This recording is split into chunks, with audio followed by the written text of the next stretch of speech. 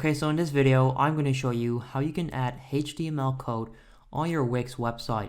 So to start this off, I actually opened up a random website of mine and I went into the Wix Editor.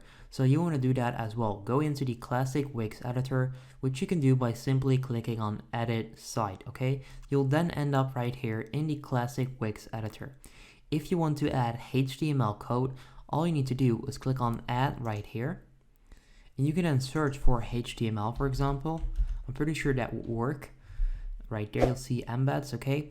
But what I always do is I click on Add right there.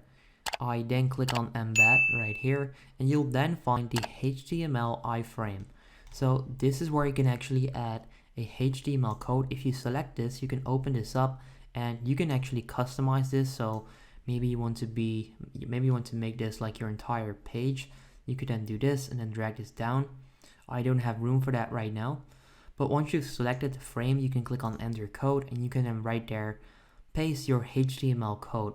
So if this video helps you out, make sure you go ahead and leave a like on the video, and then I'll see you in the next video. Have a good day.